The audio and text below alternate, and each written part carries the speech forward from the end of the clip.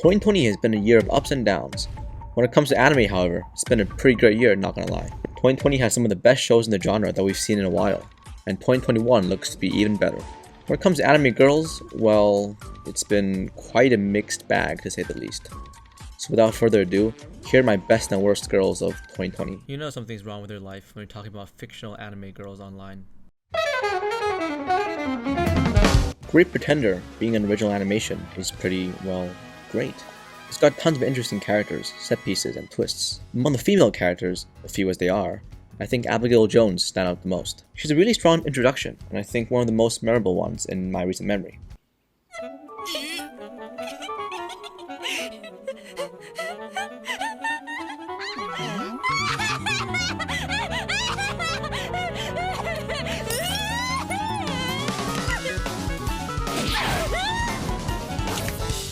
In the beginning, we just kind of see her as this badass, hard-as-nails chick who can kick some ass, and that in of itself already lends some more diversity to the cast, who are mainly comprised of sleazy con artists that tend to use their brains more than their fists. She's also intentionally sexualized in many scenes, not that I have a problem with that. Gives her a role within the group as the only one capable of seducing creepy Arabic billionaires. ひどい言い方ね。女はミューズでしょ？ミューズは20までだ。それを過ぎたら小汚いバーバーだ。くすんだ肌を見せるな。吐き気がする。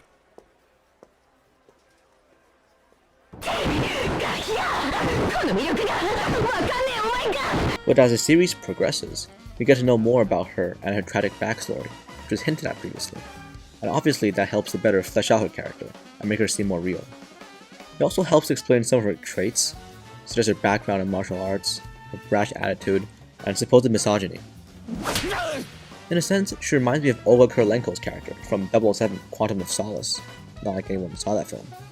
And similar to that film, I thought that the decision not to make her love interest of the main character was in good taste. In a sense, she kind of acts as Edamura's quasi-mentor and older sister figure. Her design choices throughout the series was also quite interesting. I wasn't the biggest fan of the short hair look she sports throughout most of the series, but once she grows it out near the end... Oh my god! All in all, I think she's a pretty unique and interesting character, both in terms of actual traits and design. Also, there aren't many Middle Eastern characters in anime in general, so I guess she also scores some diversity points, not that that really matters or anything. Noi from Dorohedoro is one of those people that can be incredibly badass and brutal in one moment, but also elegant and caring in another. She's definitely a character with many sides to her, and I think that makes her stand out even in Dorohedoro's cast of eccentric personalities. She and her partner Shin were definitely the highlight of the entire series, and the two absolutely stole every scene they were in. They share a very unique and interesting dynamic. Noi, who is usually this massive, barbaric killer, who literally takes enjoyment out of seeing how many people she can murder in one fight, is surprisingly soft-spoken and respectful towards her partner and senior. Shin, who is also this bloodthirsty, borderline insane person, actually cares a lot for her, and is willing to go to great lengths to ensure her safety. When we begin to see more into their mutual past, this dynamic begins to make more sense, and we begin to appreciate their relationship more. ところで食い終わるのが遅い方がここの感情を持つってのはどうだ？いいぜ、やろうやろう。じゃ、ごちそうさん。 Out of her job, Noi's calmer, more awkward personality is not only refreshing to see, but also acts as a great contrast to her on-the-job persona, and I feel adds more dimension to her character. Design-wise, I think she has one of the most memorable designs of the year. It's not every day you see a hulking, 2-meter-tall, ripped as fuck albino woman, and I think the choice of attire matching her different personas was also a neat touch from the design team. This better not awaken anything in me. It's funny because when you think about it, Noi and Shin are supposedly antagonists in the series, and the fact that their dynamic and personalities outshine that of the protagonists really speaks volumes on its depth and creativity. I'm not saying that Kaiman and Nikaido are bad characters, but come on, Lizard Man and Blonde Woman, get that shit out of here.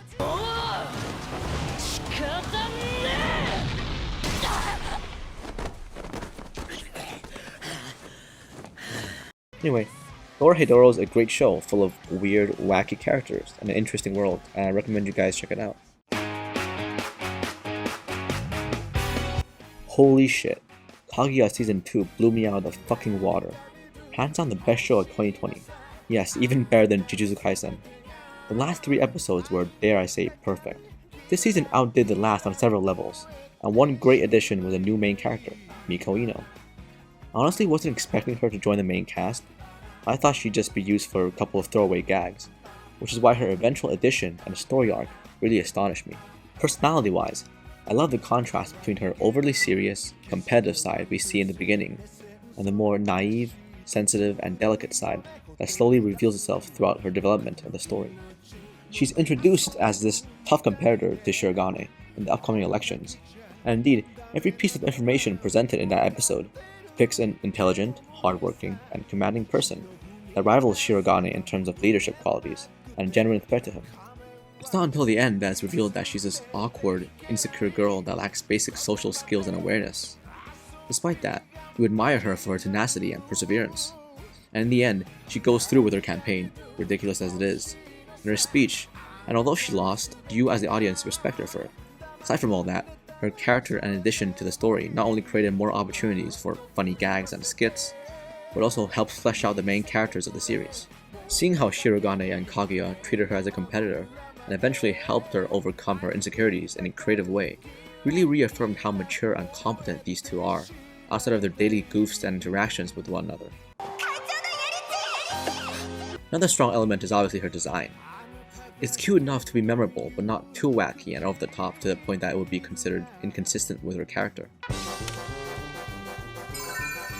Wow, cute! Very girl! Wow!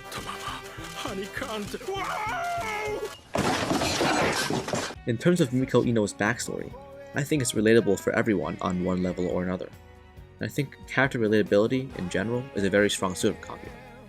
The show features obviously these exaggerated personas and characters, but deep down, their struggles and motivations are quite grounded in reality. Whether that be academic stress, social anxiety, or weighted expectations from family. And I think the mix between hilarious, goofy character interactions and actual well-written development and arcs is what makes Kagia the best rom-com I've seen. So, not gonna lie, Mikey actually has some pretty good taste in waifus. Sadly, the same can't be said for his taste in anime. Kugisaki Nobara from Jujutsu Kaisen. I actually wanted to include her on my list, but then the show itself hasn't really finished airing yet, and I feel we have more to see from her as a character. At first glance though, I like her design. It's simple yet aesthetically pleasing and memorable enough. Her character is also quite good. She's this badass girl with some real skill when it comes to exercising demons, or curses, but also quite conventionally girly when it comes to some other things. She also has quite a soft side surprisingly, which I feel is a good addition to her character in terms of complexity. The titular Kagia from Kaguya-sama Love is War. I honestly thought Kagia herself was quite overshadowed by the other girls in both seasons. Hayasaka, Chika, and Miko all have multiple layers and depth to their characters, and although that's also present for Kagia, I just never felt it to be as compelling as the others. Obviously in the end it just comes down to personal taste, but why the fuck didn't you pick Hayasaka? She had a great scene this season. Gotta get the fuck good. Finally, Maki Oze from Fire Force. Not the biggest fan of Fire Force, or any modern era shonen for that matter, but her character was one of the better ones I felt, at least among the females, which I know isn't saying much. In many ways, she is pretty similar to Kugisaki Nobara, them both being pretty badass, and both wanting to be more feminine despite there literally being nothing wrong with them to begin with, and etc. So girls, if you've ever wondered whether or not my boy Mikey had a type, you know what to look out for. With all that over with, let's shit on some of the worst people ever depicted in modern media, probably. I hate romantic comedies. Did I ever mention that? With certain exceptions, of course. All anime romantic comedies are the fucking same these days. Most times it involves one male protagonist and several female characters, as they pander to the male fantasies of the otaku fanbase. Most times the main character is a fucking irritating, cowardly idiot with only moments of heroism, also to pander to the otaku fanbase. Worst of all, they're not fucking funny. Rent-a-Girlfriend truly doesn't do much to differentiate itself. And honestly, to the people attracted to these shows, it doesn't really matter. In that sense, Mami-chan is like the cherry on a dogshit sundae. Throughout the entire series, I was really unclear and just sometimes plain confused regarding her motivation, and I think that's partly intentional. Is she doing all this shit just out of spite? Does she perhaps still like Kazuya? If so, why did she break up with him? Or is she just an egotistic sociopath that can't bear her ex getting a better girl than her? Honestly, it could be either one. Her actions in the series is, pardon my French, absolutely fucking despicable. From just random bouts of psychopathy to physically and sexually leading on Kagia. And obviously, since Kazia's an idiot, he lets himself get led on. It's quite obvious that, similar to that bitch from Shield Hero, she's supposed to be a character made to add drama to the series, and a character most of the audience hate. So imagine my surprise when I see how much favorites she has got on my anime list. Apparently, most people on that platform just think with their dicks. Actually, they watch anime, so they might as well not be thinking at all. I've learned the hard way that not thinking is the only way you can sit through shows such as Oragairu without wanting to end yourself. Anyway, fuck Mami-chan. She's a terrible person in a terrible show. What else is there to be said? So, Claymere was a show that came out in 2020. People watched it and people forgot about it. But not before cooing on this new character called Claire Aoki. So I watched it. The show was bad, but Claire was worse. Okay, can we stop with the shows that unironically incorporate plot points that actively forces the girls to strip? What the fuck is with that? It was in Darling the Franxx, and it was insanely distracting and unnecessary. Not to mention morally questionable since 02 is like fucking 14 or something. Not that morality is something one is concerned with if you're an anime fan. Aside from the pointless fan service, Claire Aoki is basically a fucking yandere, or psychopath if you're not familiar with that term. But in this case, I don't even think the dere part exists, because she's mostly just fucking abusive towards the protagonist, often using him or purposely endangering him for her own selfish desires. Obviously, the main character is also a fucking simp, so he goes along with it. Not that that actually makes all the abusing okay, but I mean, come on, just grow a fucking pair. The design is actually fine. I like the freckles. Not often you get to see freckles on an anime character, so that's a plus. Anyway, if you're into femdom and getting abused and all that, or is just generally a huge masochist, this character is for you. Otherwise, just stay the fuck away from her and the show in general. Okay, listen Mikey. I didn't realize this until after I saw your video, but apologies in advance. I sent you the wrong name for this character. I know, I'm retarded, I'm gay, I like men, all that shit. But I generally could not recall the name of this bitch, so I just looked up the protagonist of the show on Google. And well, the rest is history. So, just to clarify, my third pick is Nana Hiragi from Talentless Nana, not Nanao Nakajima, who dies in the first episode and isn't even a girl to begin with. So back to the topic at hand. Nana Hiragi, like the other two, is just a bad character in a bad show. The thing with shows that try to replicate the big brain formula of Death Note is that, well, they're fucking terrible.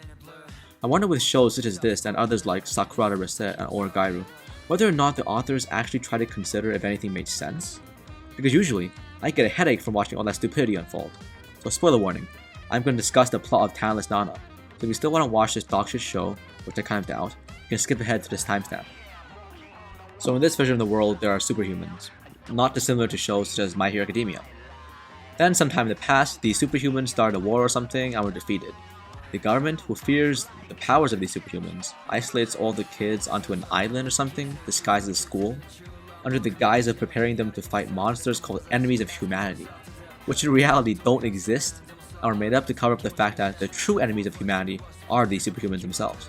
So Nana, our titular protagonist, is this government assassin sent to kill all these kids before they can fully grow to be a threat. And she's sent to the school disguised as a superhuman, with powers of telepathy, basically that she can read minds. Because she's super smart or something and can deduce things about people? Okay, so far. There are already several issues. If the government wanted to eliminate all these kids covertly, why not just fucking nuke the island you sent them to? It's isolated from the rest of the world anyway, so it's not like anybody would ever know. Also, why send a fucking girl to do the job? If a nuke is incapable of killing these kids, then how would a girl without any superpowers be capable of the job? Secondly, why even assign her a fake superpower as a cover? There are plenty of students that hide their superpower for whatever reason. Can't she just claim to be doing the same?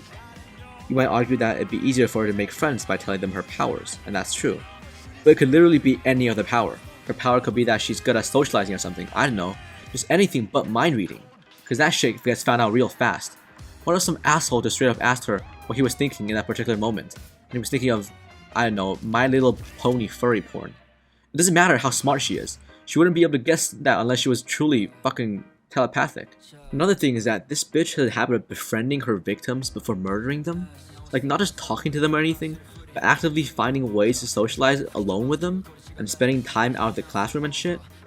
If everyone you befriended suddenly and inexplicably died or disappeared within the span of days, doesn't that make you incredibly sus? I know the students are all idiots, but at least someone would suspect something. What the fuck? So obviously this show is quite stupid, and that'd all be okay if the show didn't try to seem like it's smart with all this fucking scheming and plot twists. Again, I'm sorry, Mikey. I'll make it up to you by gifting you that Kagia body pillow you always. Man, these are some interesting choices. Straight up, I haven't seen either Irregular and Magic High or Sing Yesterday for me. Irregular and Magic High just seemed like your standard power fantasy garbage, and honestly, who the fuck's got time for that? So I looked up Shiba Miyuki, and wow, what the fuck? Straight up, this line from the wiki is already quite concerning. Regarding her relationship with the protagonist, her brother, quote, Tatsuya and Miyuki do not act as normal siblings should, and instead act more like lovers. So I guess they're adding incest fantasy on top of power fantasy, huh? Honestly, unironic incestual relationships in anime, like in real life, is fucking weird, okay? I get if it's only played off for laughs, but don't try to actually develop the relationship for God's sake. Have some fucking decency. Fucking big yikes to this one. With Sing Yesterday for me, I didn't even bother to watch this show. I checked out Giguk's take on it and the overall consensus for it, and I just thought it looked, well, not bad, but extremely bland and disappointing. However, I have seen the Misfit Demon King Academy. Misha Necron is, well, fucking boring. She has the personality of bottled water, and not even the Evian or Fiji kind. More like Aquafina or something. Something cheap and terrible and probably from the tap. Her only character is that she likes the main character. Again, gotta pan to the otakus, and that she likes her sister. That's it. Nothing else really happens. Then there was this weird Pinocchio-esque story arc regarding her. But who really gives a shit? I mean, nobody cared about the Misfit at Demon King Academy. Everyone saw it, probably forgot it, and just simply looked forward to the next isekai power fantasy trash. My god. This was a pretty fun project for me, all said and done. I thought me and Mikey both had some pretty interesting picks, and although some of my picks were better, I do feel we both have pretty good taste. It's also been quite a while since I've done YouTube, but I feel it helps me be more productive in my daily life. And productivity was definitely something that was lacking in the last year. Anyways, I mostly do reviews of movies and anime, so if you like that kind of stuff, subscribe I guess. Also, subscribe to Mikey's channel. He's got some great content. Links in the description below. That's all.